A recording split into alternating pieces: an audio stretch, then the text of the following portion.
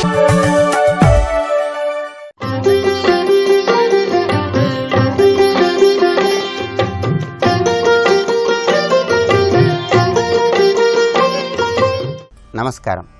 ప్రేక్షకులందరికీ శుభోదయం. ఈనాటి శుభయోగం శీర్షికన నిత్య జీవితంలో పూజ చేసే సమయంలో ఆసనానికి ఉన్నటువంటి ప్రాధాన్యత ఏంటో పరిశీలిద్దాం.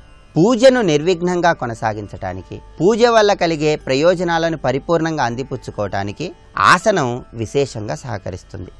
ఆత్మసిద్ధి ప్రధానాశ్చ సర్వరోగ నివారణం, నవసిద్ధి ప్రధానాశ్చ ఆసనం పరికీర్తితం అంటుంది శాస్త్రం. అంటే ఆత్మజ్ఞానాన్ని పెంపొందింపజేసుకోవటానికి, సర్వ అనారోగ్య సమస్యలను నివారింపజేసుకోవటానికి, నవసిద్ధులను ప్రాప్తింపజేసుకోవటానికి ఆసనం అనేది విశేషంగా సహకరిస్తుంది.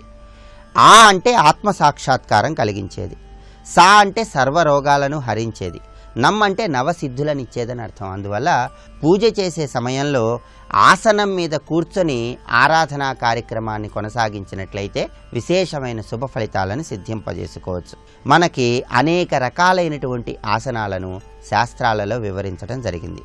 దర్భాసనం మీద కూర్చొని ఎవరైతే ప్రతిరోజు కూడా ధ్యానం చేసుకుంటూ ఉంటారో వాళ్ళు ఆరోగ్యపరంగా చక్కటి ప్రయోజనాన్ని సిద్ధింపజేసుకోవచ్చు. అందువల్ల దర్భాసనం అనేటటువంటిది పూజ చేసే సమయంలో విశేషమైనటువంటి ప్రాధాన్యతను కలిగి ఉంటుంది. మంత్రసిద్ధికి ఈ దర్భాసనం అనేది చాలా ముఖ్యమైనది, పవిత్రమైనదిగా వివరించడం జరిగింది. సహజంగా మన శక్తిని భూమి ఆకర్షించుకుంటుంది. దర్భాసనం మీద కూర్చుంటే భూమి ఆకర్షణ శక్తిని ఆపి సాధకుడి శక్తిని పెంపొందింపజేయటానికి ఈ దర్భాసనం అనేది విశేషంగా సహకరిస్తుంది. అలాగే కంబళి, దర్భ ఇటువంటి ఆసనాలను ఉపయోగించే సమయంలో ఆ ఆసనాల చివర్లు ముందుకు వచ్చేటట్లుగా వేసుకొని ఆ ఆసనం మీద కూర్చొని జపాన్ని ఆచరించాలి. అలాగే పూజ చేసే సమయంలో వస్త్రముల యొక్క శుభ్రత కూడా చాలా ముఖ్యం. ప్రాతకాలంలో స్నానం ఆచరించిన తర్వాత అప్పుడే తడిపినటువంటి వస్త్రాలను ఆరవేసి ఆరిన తర్వాత ఆ ఆరిన వస్త్రాలను తీసుకుని ప్రత్యేకంగా వాటిని భద్రపరచుకోవాలని. ఈ వస్త్రాలనే మడి వస్త్రములు అనే పేరుతో పిలుస్తారు. ఈ మడి వస్త్రములను ధారణ చేసి మనం పూజా కార్యక్రమాన్ని కొనసాగించినట్లయితే పరమాత్మ అనుగ్రహానికి చాలా సులభంగా పాత్రులం కావచ్చు. ధావళిలు అనబడేటటువంటి నార వస్త్రములు శుచికి చాలా చక్కగా పనికి వస్తాయి. ఆ వస్త్రాలను మడి వస్త్రాలుగా ఉపయోగించిన తర్వాత 7 సార్లు గాలిలో విదిలించినంత మాత్రానే తిరిగి మడి వస్త్రములుగా ఉపయోగించుకోవచ్చు. అనగా ఈ ధావళిలు అనునిత్యం శుభ్రపరచకపోయినప్పటికీ కూడా వీటిని మడి వస్త్రములుగా చాలా చక్కగా ఉపయోగించుకోవచ్చు. రేపటి శుభయోగం శీర్షికన శనివారం సందర్భంగా శనిదోష తీవ్రతను తగ్గింపజేసుకోవటానికి, నిత్య జీవితంలో సకల కార్యాలలో విజయాలను సిద్ధింపజేసుకోవటానికి ఎటువంటి విధి విధానాలను పాటించాలో పరిశీలిద్దాం. నమస్కారం.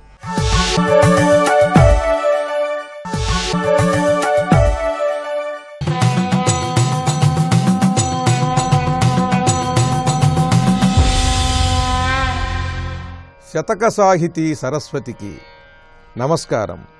కలుములీను రమణి కడలి పుట్టిన మణి, యోషగా భూషగా వనరువాని, పలుగట్టు విలుదాల్పు పసిడి పొక్కిలి వేల్పు, హితుడుగా సుతుడుగా ఎసగువాని, కమ్మ పుత్తడి బట్ట గాలి మేతరి చుట్ట, పంచగా మంచగా వరలువాని, పువ్వు విల్తుని మామ ముజ్జగంబుల సీమ, అక్షిగా కుక్షిగా అలరువాని, ఝష కమఠ కోల మర్చ కేసరి వటు జమదగ్ని సుత, రామ హలి బుద్ధ ధర్మ నిలయ కల్కి మూర్తులవాని, నిన్ గరిమగొలుతూ వెంకటాచలవాస శ్రీ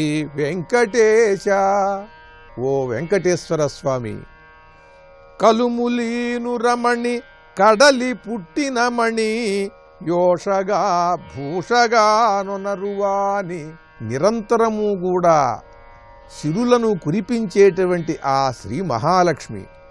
కలుములీను రమణి కడలి పుట్టిన మణి, పాల సముద్రం నుండి పుట్టినటువంటి కన్యారత్నం.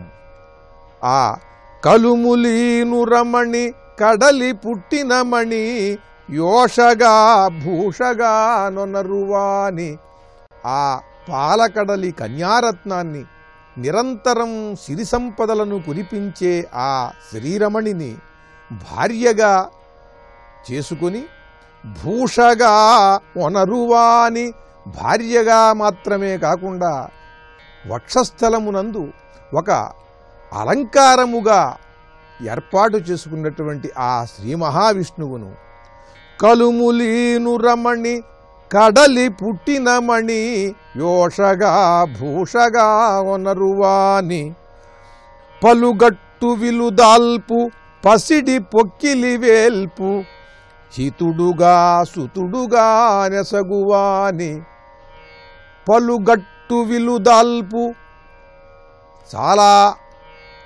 పెద్దదైనటువంటి పర్వతం ఏదంటే ఈ మహాసృష్టిలో మేరు పర్వతం. ఆ పలుగట్టు గొప్పదైనటువంటి ఆ పర్వతాన్ని విల్లుగా చేసుకుని ధరించినటువంటి ఆ పరమేశ్వరుణ్ణి పలుగట్టు విలుదాల్పు పసిడి పొక్కిలి వేల్పు తన నాభిలో సమస్త సువర్ణమును కూడా నిక్షిప్తం చేసుకున్నటువంటి వాడు బ్రహ్మదేవుడు. ఆయన హిరణ్యగర్భుడు.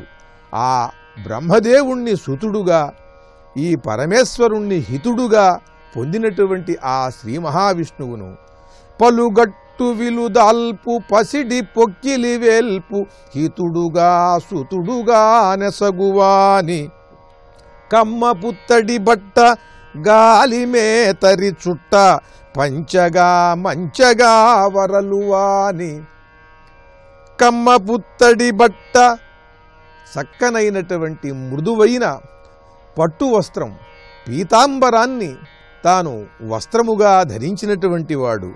గాలి మేతరి చుట్ట గాలిని భుజించేటువంటిది సర్పం. మహాసర్ప స్వరూపంలో ఉండేటువంటి ఆదిశేషుణ్ణి పాన్పుగా చేసుకున్నటువంటి వాడు.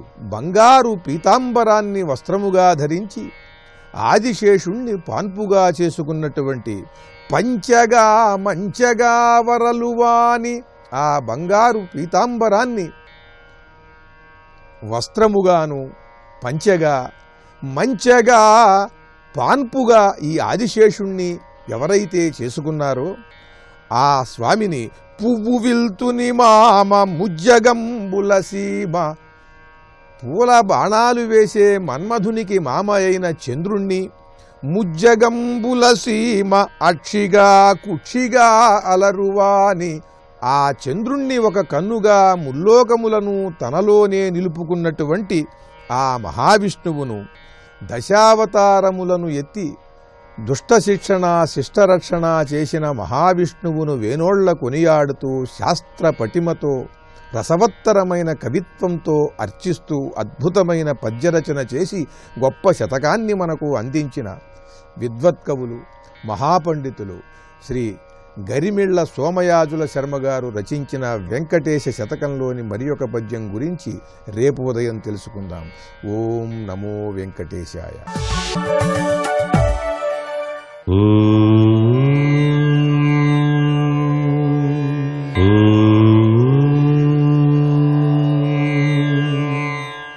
ఓం నమో నారాయణాయ. ఓం నమః శివాయ. శ్రీమాత్రే నమః. ఈరోజు శుక్రవారం. లక్ష్మీదేవి యొక్క అనుగ్రహం సాధించడానికి కావలసింది శుద్ధితత్వం. అంటే ఆ తల్లి అనుగ్రహం ఎక్కడ ఉంటుంది, ఎలాంటి వారి పట్ల ఆమె తన దివ్యవంతమైన అనుగ్రహాన్ని ఇస్తుందో తెలుసుకోవాలి. లక్ష్మీ వృద్ధికి మన ఋషులు 5 శుద్ధులు తెలియజేశారు. దానిలో ఒకటి శుచి, వినయ విధేయతలు కలిగి ఉండటం, పెద్దల మాట పట్ల గౌరవం కలిగి ఉండటం, అట్లాగే దేహశుద్ధి వాక్శుద్ధి కూడా కలిగి ఉండటం. ఇక రెండవది మనశ్శుద్ధి. మనసులో ఆవేశం కానివ్వండి, దుఃఖం కానివ్వండి, అలాగే దురాలోచనలు కానివ్వండి, ఇటువంటివేవీ కూడా ఉండకుండా ఉండటం, ప్రశాంతత, ప్రసన్నత, మంచి ఆలోచన కలిగి ఉండటం. ఇక మూడవది కర్మశుద్ధి. కర్మ అంటే పని. మనం తలపెట్టినటువంటి పనిని మనశ్శుద్ధితో సరైనటువంటి రీతిలో తగినటువంటి సమయంలో తగిన శక్తియుక్తులతో చేయటం కర్మశుద్ధి అని చెప్పేసి అంటాం. ఇక భాండశుద్ధి అని ఉంది. పాత్రలు పరిశుభ్రంగా వాడుకోవాలి.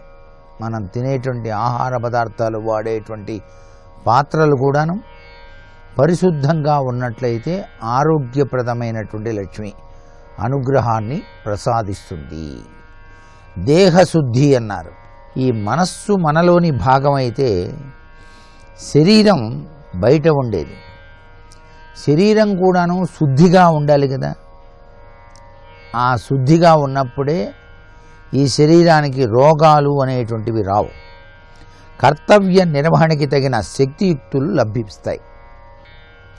మనం చేసేటువంటి పని కర్తవ్య నిర్వహణకు తగినటువంటి శక్తియుక్తులు లభ్యపడతాయి. మన చుట్టూ నలుగురు చేరేటువంటి అవకాశం కూడా ఉంటుంది. ఇక వాక్శుద్ధి. వాక్కు అంటే మాట.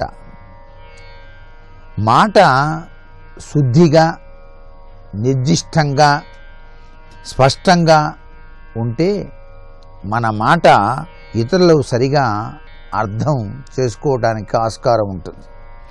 మన మాట మన యొక్క స్వభావాన్ని తెలియజేస్తుంది. కాబట్టి పరిశుద్ధమైనటువంటి మాట మనకి మంచిని కలిగిస్తుంది. కాబట్టి మంచి మాటలు కీర్తిని, మిత్రుల్ని కలిగింపచేస్తాయి.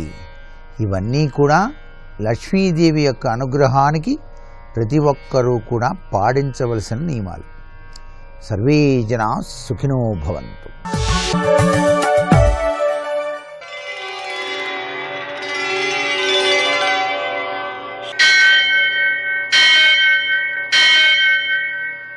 సహస్రశీరుషం దేవం విశ్వాక్షం విశ్వశంభువం విశ్వం నారాయణం దేవమక్షరం పరమం పదం విశ్వతః పరమాం నిత్యం విశ్వం నారాయణకం హరిం విశ్వమేవేదం పురుషస్తద్విశ్వముపజీవతి పతిం విశ్వస్యాత్మేశ్వరం శాశ్వతం శివమచ్యుతం నారాయణం మహాజ్ఞేయం విశ్వాత్మానం పరాయణం.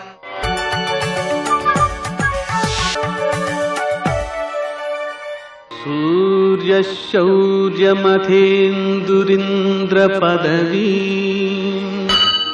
సన్మంగళం మంగళం.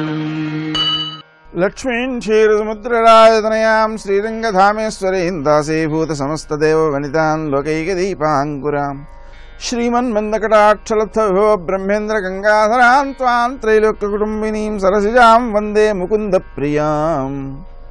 నేటి కాలమాన విశేషాలను గమనిద్దాం. స్వస్తి శ్రీ చాంద్రమాన హేమలంబనామ సంవత్సరం దక్షిణాయనం గ్రీష్మ ఋతువు ఆషాఢమాసం కృష్ణపక్షం శుక్రవారం.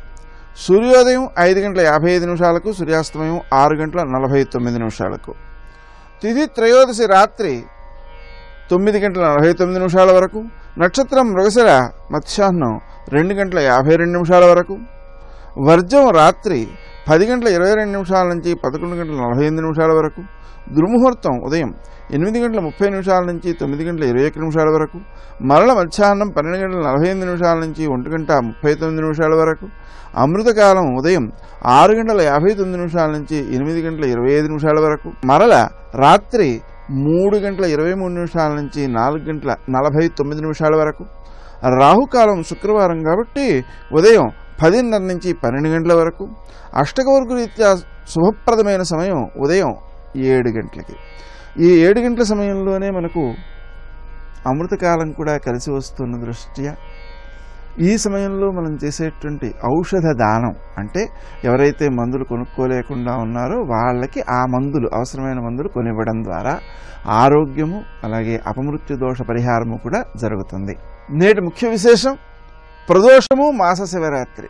మాస శివరాత్రి కావడం వలన 8 జాములలో ఆ శంకరుని ఆరాధన చేయడం, కనీసం 4 సార్లు చేయడం, కనీసం అర్ధరాత్రి వేళ చేయడం, అలా చేసినా రోజంతా మనం ఆ శంకరుణ్ణి స్మరించుకోవడం అనేటువంటిది చాలా మంచిది. అలాగే ఈరోజు ప్రదోషం కూడా ఉంది కాబట్టి ప్రదోష కాలంలో మనం కనుక పూజ చేసినట్లయితే మామూలు ప్రదోషాల కంటే మాస శివరాత్రి ప్రయుక్తమైనటువంటి ప్రదోషం చాలా ఉత్తమ ఫలితాలను అందజేస్తుంది.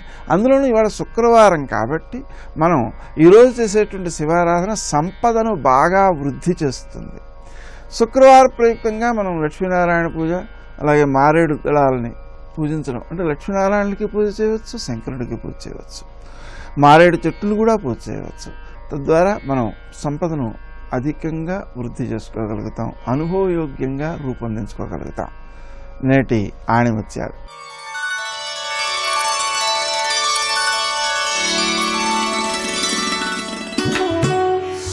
లోకంలో సత్యమే భగవత్ స్వరూపం. సంపదలన్నీ సత్యం మీదనే ఆధారపడి ఉంటాయి. అన్నింటికీ సత్యమే మూలం.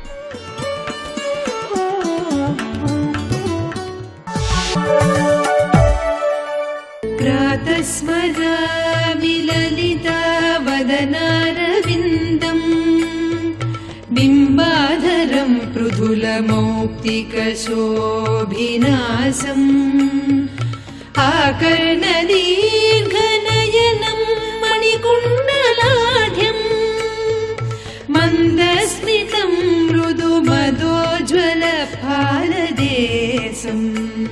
ధవళిమ అంటే తెల్లదనం. తెల్లదనముతో అద్వైతము చెందిన నవ్వు అన్నాడు ఇక్కడ. ఏమిటి మాట? అద్వైతం అంటే ఏమిటి? అది తప్ప రెండవది లేదు. సరే, ధవళిమ అద్వైతాయ, గొప్ప మాట ఇది. తెల్లదనంతో అద్వైతం అంటే అర్థం ఏంటి? మరొకటి లేదు అని చెప్పాం కదా, రెండవది లేదు అంటే ఇంత తెల్లని వస్తువు మరొకటి ప్రపంచంలో లేదు. ఏ తెల్లని వస్తువు చెప్పినా ఇందులో కలిసిపోవలసినవే. అమ్మవారి చిరునవ్వు ముందు మరో తెల్లని వస్తువు పెడితే ఇంకా అది కనబడుతుంది, ఇదే కనబడుతుంది, అదొకటే. ఆ తెలుపు కూడా ఇందులో కలిగిపోవలసిందే, కరిగిపోవలసిందే. అందుకే ధవళిమాద్వైతాయ అన్న మాటకి ఇది అర్థం. ఇంతకు మించిన తెల్లదనం మరొకటి లేదమ్మా. అలాంటి తెల్లని నీ నవ్వుకి నమస్కారం. ఈ రెండు కూడా అమ్మ నవ్వుకి నమస్కారం అండి. ఇందాక 2 చేతులు దోయిలించి ఇప్పుడు నమః నమస్కారం. అయితే ఈ నవ్వుకున్న విశేషములు చెప్తున్నాడు. సద్రీచే నవమల్లికాసుమనసాం. నవమల్లికాసుమనసాం అప్పుడే విచ్చుకున్న మల్లె పువ్వుతో సాటి అయినది. రెండవది నాసాగ్రముక్తామనేరాచార్యాయ. ముత్యాని గురువుట. గురువు అంటే దాన్ని మించిపోయి ఉంటేనే గురువు అంటారు కదా. శిష్యుడి కంటే గురువు ఎప్పుడు గొప్పవాడే. పైగా ఎలా ఉండాలో నేర్పుతుంది. తెల్లగా ఎలా ఉండాలో ముత్యానికి నేర్పుతోంది ఈ నవ్వు. ఏ ముత్యమో తెలుసా? నాసాగ్రముక్తామని. అమ్మ ఆ ముక్కు దూలానికి వేలాడుతున్న బులాకి ఉందండి, ముత్యపు బులాకి. ఆ ముత్యం సరిగ్గా పెదవి దాకా వచ్చింది. ఆ పెదవి దాకా ముత్యం ఎందుకు వచ్చిందయ్యా అంటే ఆ నవ్వు దగ్గర తెల్లదనం నేర్చుకోవడానికి వచ్చింది. అప్పుడు ఈ నవ్వు నేర్పుతోంది తెల్లగా ఎలా ఉండాలంటే అని నేర్పుతోంది ఇది. అందుకే ముక్తామనే ఆచార్యాయ. మృణాలకండ మహసాం నైసర్గికాయత్విషే. తామరతూడు వలె, తామరతూడు తెల్లగా ఉంటుంది, అలాగా ఆ తామరతూడు వలె తెల్లగా ఉన్నటువంటిది. సద్ధున్యాసగ యుధ్వనే. ఈ మాట చెప్పేటప్పుడు గంగానదితో పోటీ పడుతుందిట. ఈ చిరునవ్వు గంగానదితో పోటీ పడుతుంది. గంగ తెల్లన్నదండి, తెల్లని గంగానదితో పోటీ పడుతున్నది. హిమరుచేహి అర్ధాసనాధ్యాసిని. ఆ చంద్రుడితో అర్ధాసనం పొందుతుందిట. అంటే అర్థం ఏంటి? నీతోనే సమానం రా అని చెప్పినట్టుగా ఆ చంద్రుడి దగ్గరికి వెళుతుందిట. అంటే ఇప్పుడు అమ్మ నవ్వుని వేటితో పోల్చారు చూడండి. మల్లికతో, ముత్యంతో, తామరతూడుతో, గంగతో, చంద్రుడితో. ఎన్నిటితో? 5 ఏమండి తెల్లగా ఉన్న ఏదో ఒకటి పోలిస్తే చాలదా? ఎన్నిటితో పోల్చాలా? అది ఇందులో గొప్పతనం.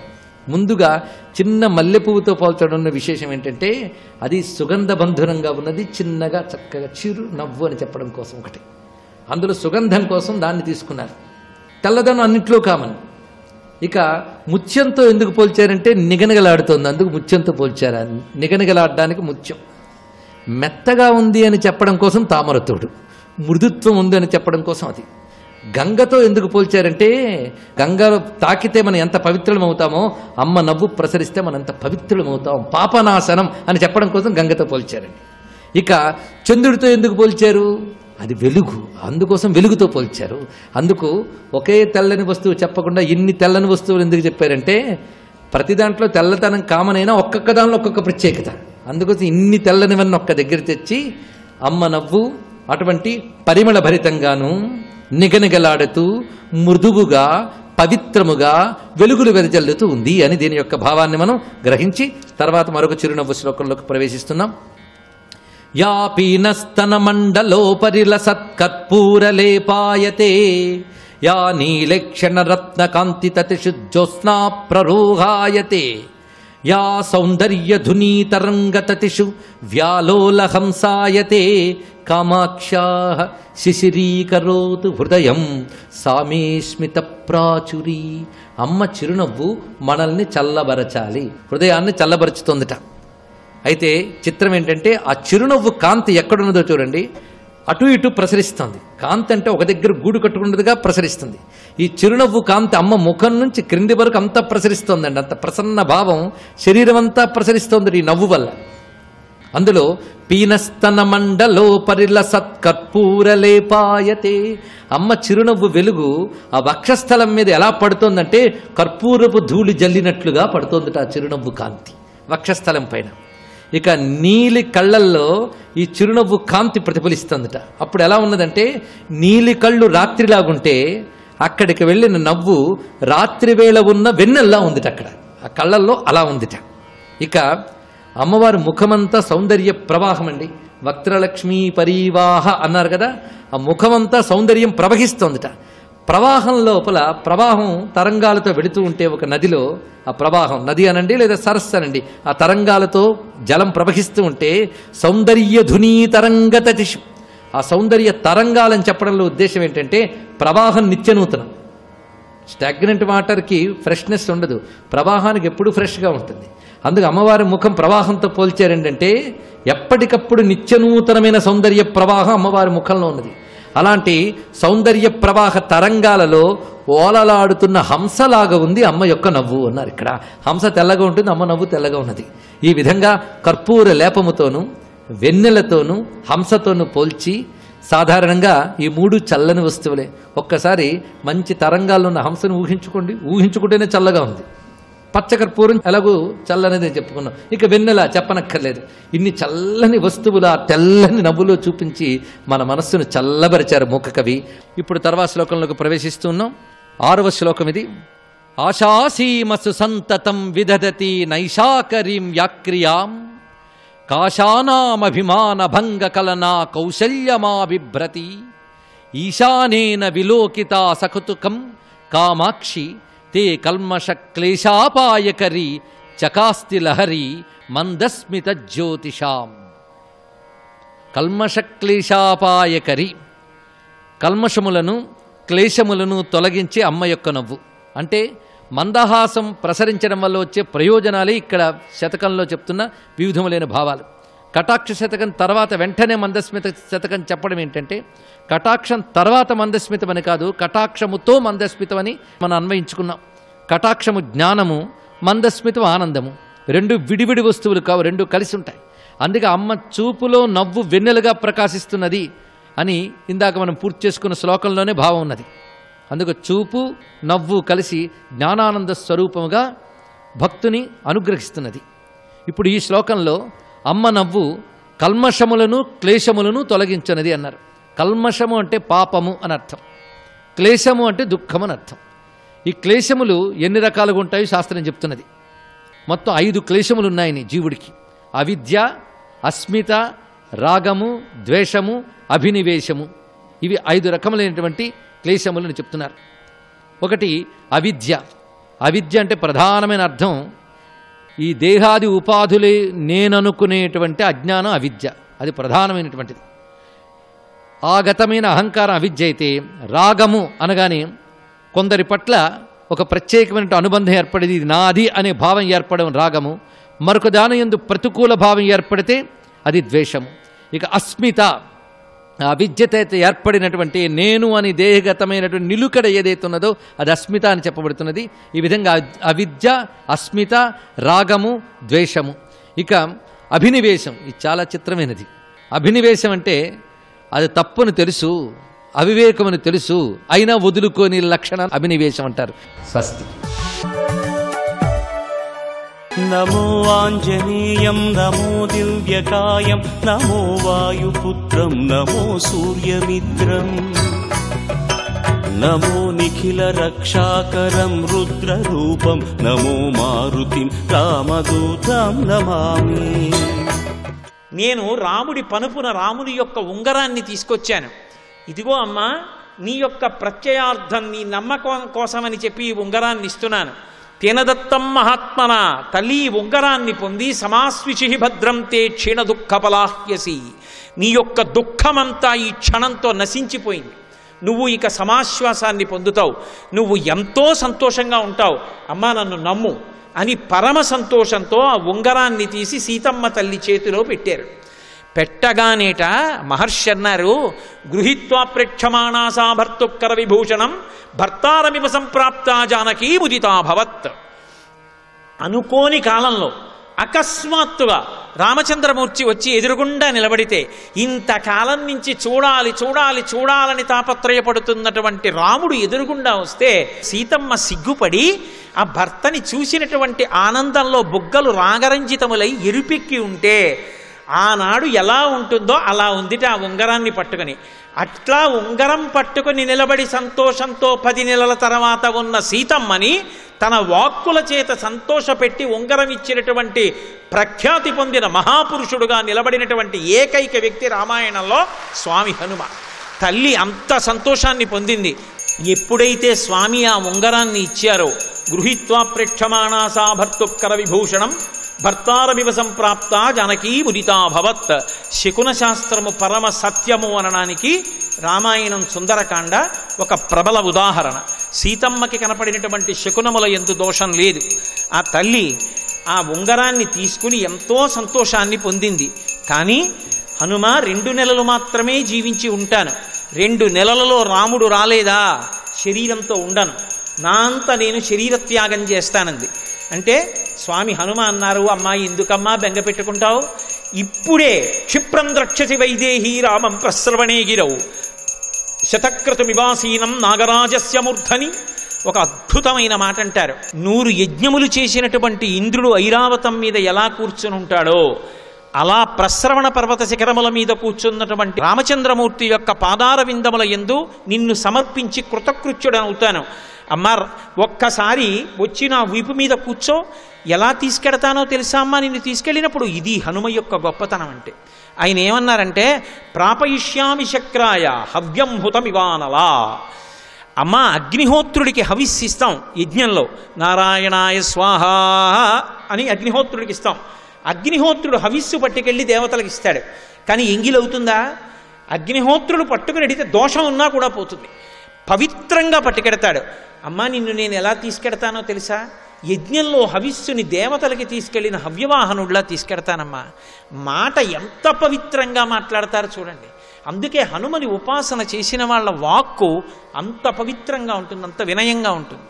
బుద్ధిర్యశో బలం ధైర్యం నిర్భయత్వం అరోగత అజాడ్యం వాక్పటుత్వంచ. హనుమ ఉపాసన చేసిన వాళ్ళకి వాక్పటుత్వం వస్తుంది. అందుకే మహానుభావుడు నిన్ను అలా తీసుకెడతానమ్మా అన్నారు.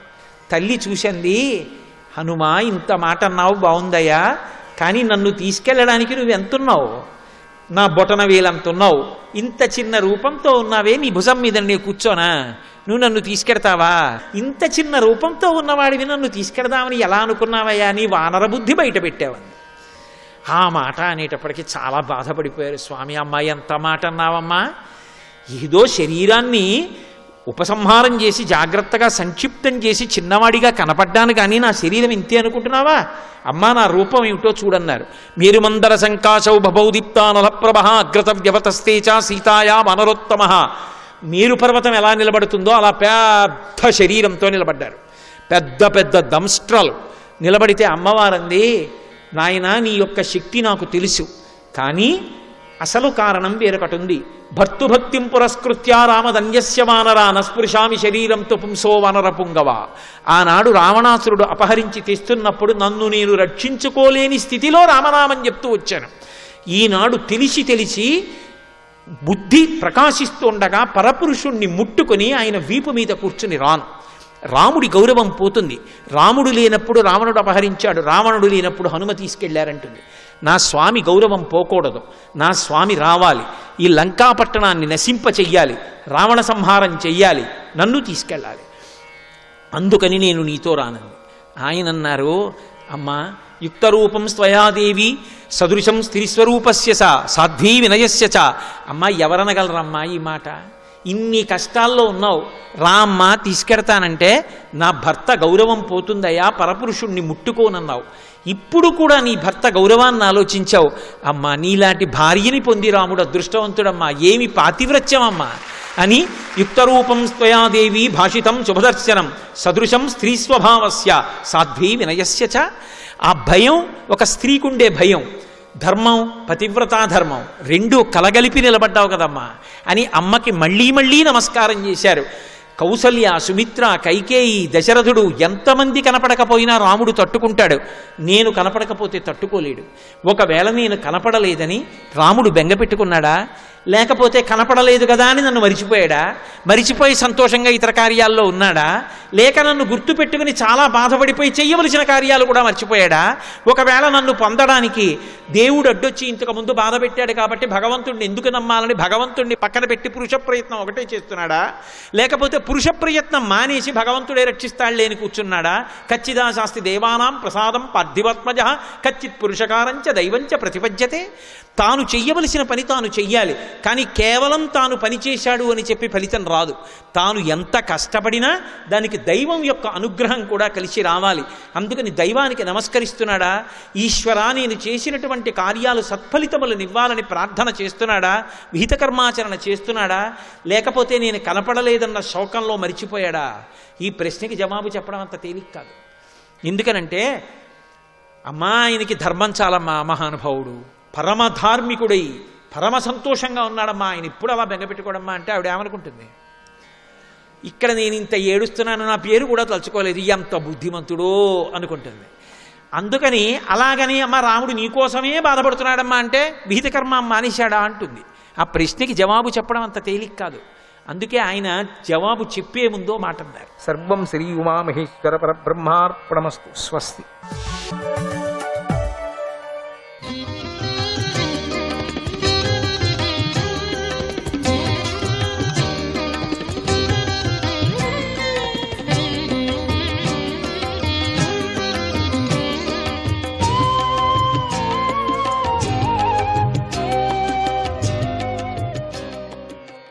హరే కృష్ణ.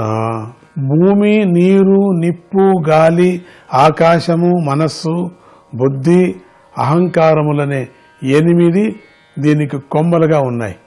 దేహమందలి నవరంధ్రాలే దీనికి తొర్రలుగా ఉన్నాయి.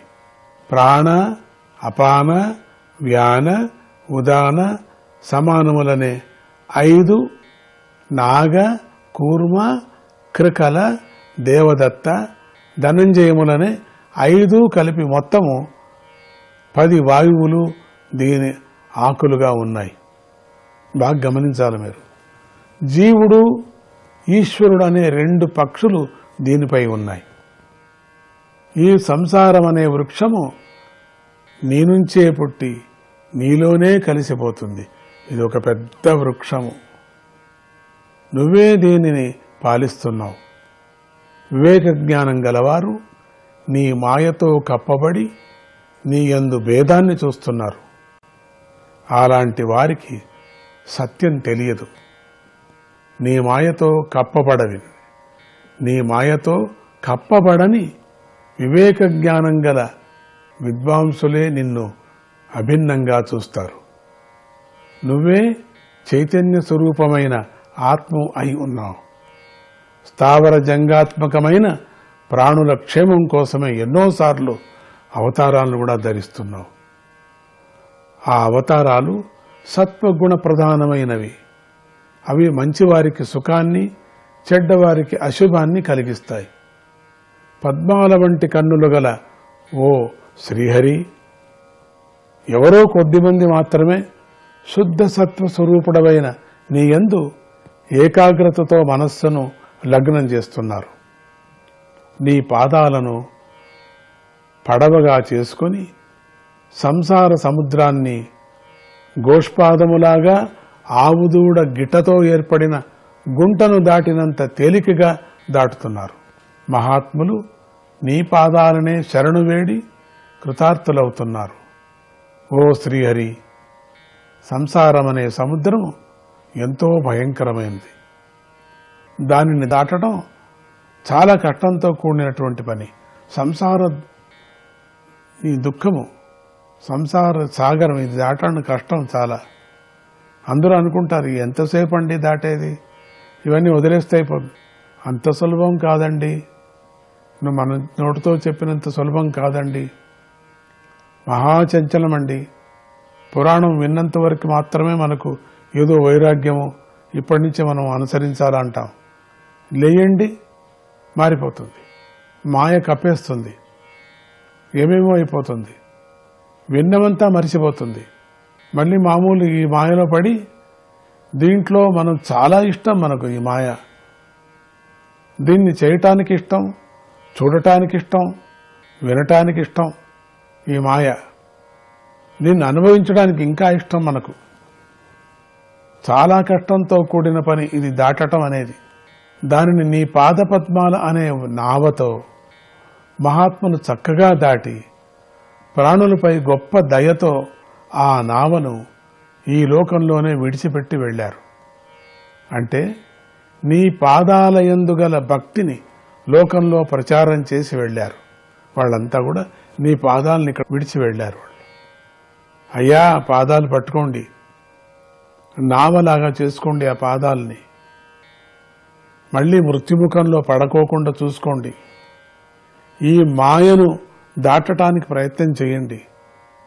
ఈ సంసారం అనే సముద్రము మన చేత కాదు, మనం ఈత కొట్టలేము.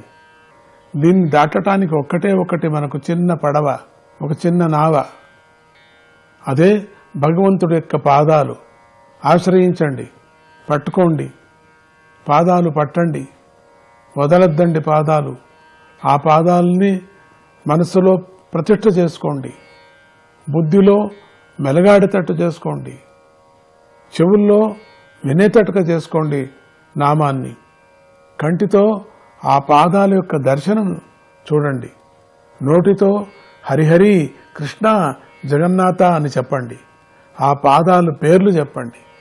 24 పాదాలు యొక్క 24 పేర్లు చెప్పుకోండి. మీరు 24 కేశవనామావళిని చెప్పుకోండి. మీరు మాటి మాటికి కృష్ణ కృష్ణ అంటూ ఉండండి. లేచినప్పుడు, కూర్చున్నప్పుడు, అన్ని సందర్భాల్లో స్వామిని పాదాలను పట్టుకున్నాను అనే భావన మీకు వచ్చేటట్టుగా చేసుకోవాలండి మీరు. దాని నుంచి మనకు ఏ విధమైన సంసారం భయం లేదు. అసలు ఈ సముద్రంలో ఎన్ని తిమింగలాలు ఉన్నాయి, ఎక్కడ ఏదైనా పట్టుకోవచ్చు.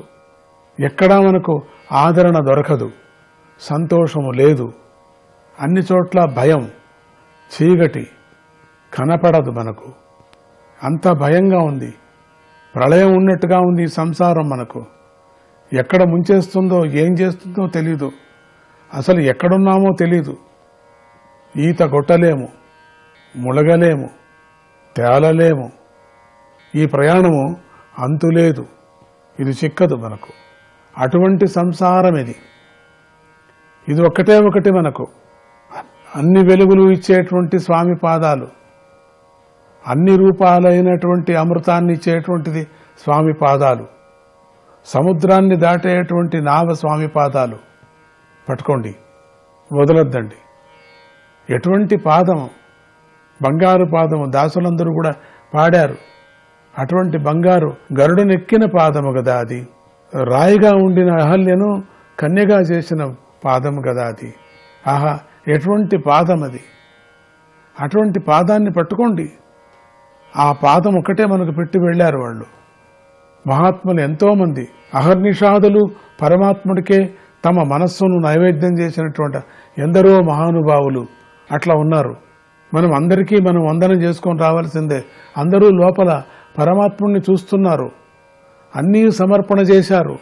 వాళ్ళ జ్ఞానాన్ని మోక్షాన్ని అంతా మొత్తం సమర్పణ చేసి మొత్తం ఆత్మార్పణ చేసుకున్నటువంటి మహాత్ములు ఉన్నారు. వాళ్ళందరూ విడిచిపెట్టి వెళ్ళినటువంటి నావ ఇది. చెప్పారు కదా ఇంతవరకు. ఆ గోపాదం పెట్టినటువంటి ఆ మట్టిలో ఎంతవరకు ఉందో అంత సులభంగా ఎట్లా దాటుతున్నామో, ఒకటి తర్వాత ఒకటి, ఒకటి తర్వాత ఒకటి దాటుతున్నామో అట్లా దాటొచ్చండి. సంసారం యొక్క ప్రాబ్లం నుంచి మనము, ఈ తాపత్రయాల నుంచి, చెప్పలేనంత తాపత్రయాలు, దుఃఖము. ఏది ఒక్క సంతోషం ఉందా దీంట్లో? సంతోషం వచ్చినట్టు వచ్చి దుఃఖమే ముంచేస్తుంది. చూసినప్పుడంతా దుఃఖమే ఎక్కువగా ఉంది. తూకం పెట్టండి, దుఃఖమే కనపడుతుంది మనకు. త్రాచులో మనకు దుఃఖమే కనపడుతుంది. సుఖం కొంచెం కూడా లేదు. సుఖం వచ్చినట్టే వచ్చి పిక్కపోతుంది మనకు.